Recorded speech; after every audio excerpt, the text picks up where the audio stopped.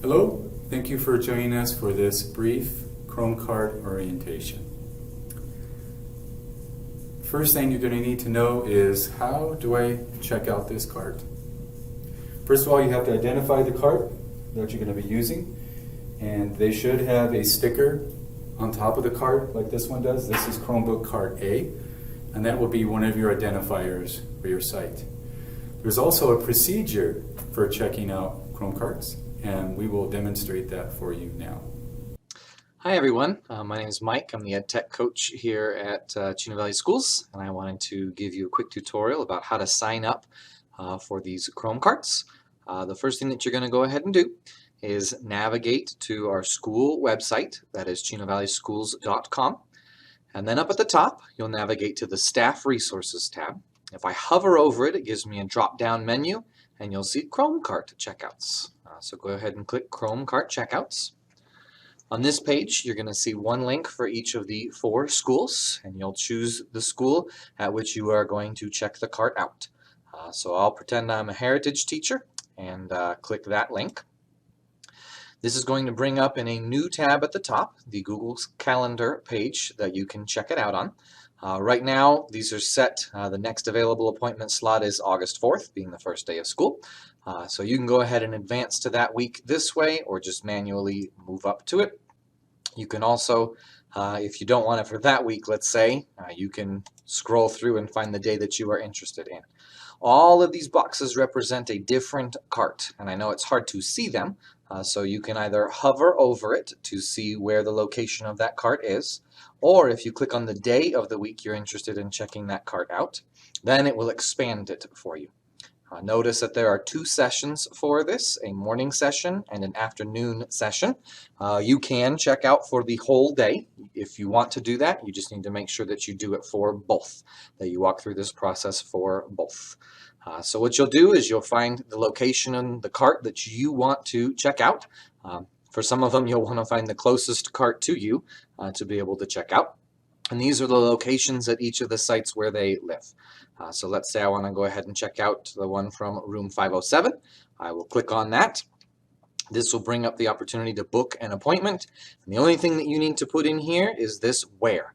And that is where you would type in your room number or the room that you are going to be moving the cart to use it. So I will say that I'm moving this to room 505, and then you save it. And then what that's going to do is that takes that calendar out of the options, so no one else can check out that cart for that time, and then it's going to put it on your calendar. So that's how you reserve it. If for some reason you don't want that anymore, what you do is you leave the sign up page and delete the event from your own calendar. So you go to your own Google Calendar, delete it from there, and then you're good to go. All right, hope that helped. The next part, after you've checked out your cart, is you need to get it to where you need it, right? You need it in your room. So that sounds simple, right? Well, let's go through a few things before, so that you can move your cart properly. This cart here has a front door. Please make sure that the door is shut and secure so that the door doesn't fly open, and there's a possibility that equipment could fall out and be damaged. On this cart, it has some wheels that can be locked in a position so that it'd be easier to steer. So in this case, you would, with my foot, I'll depress these little guys here, and it will lock those wheels in the position that I want them to be in, which is facing forward. It'll make it easier to steer like a shopping cart than on the other side.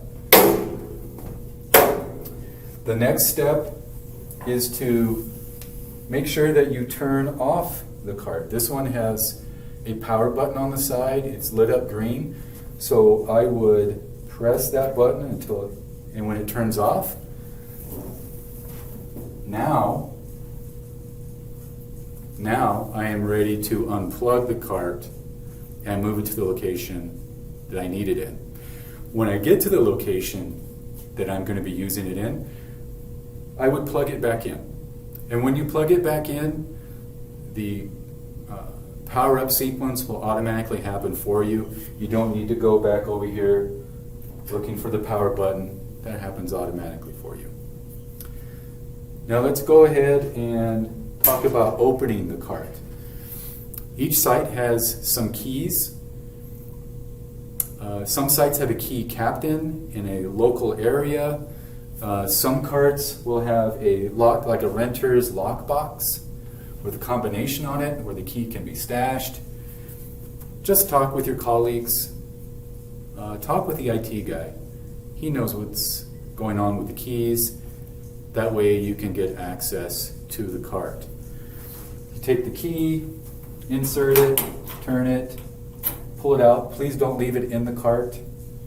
There's a button at the bottom on this model. You press and it flips open. Then you turn the lever and then you can open the front door. This cart, we have some carts that have 30 units, some have 36 units, or 30 slots and 36 slots. This one has 3 rows of 12, so 36. They are arranged from 1 to 36 in this cart. Number 1, starting in the top left, going from left to right. So 1 through 12, 13 through 24, and 25 through 36. Yes, that's right. This one is number 1. It actually has a 01 written on the front. On the side, on the charging side. That's very important for inventory purposes and also for ease of use. For instance, we ask that you check out a particular unit to a particular student. Why? This is so that we can maintain discipline with the kids and have a reference point to go to in case there is some vandalism or damage done to the unit. It's very helpful to help track that down. We don't want these turning into piles of broken equipment. We want them to be easily referenceable for following through on discipline matters and on inventory. So you've got the 01 here. There's a sticker on the back. It's inventoried. CVSD CA, so Chino Valley School District. CA is Cart A, 01. Okay, 01. And it's in Cart A. So every cart, Cart B, there's a CB, Cart D, CD. So these should go back into the carts that they're assigned to. We appreciate your help with that.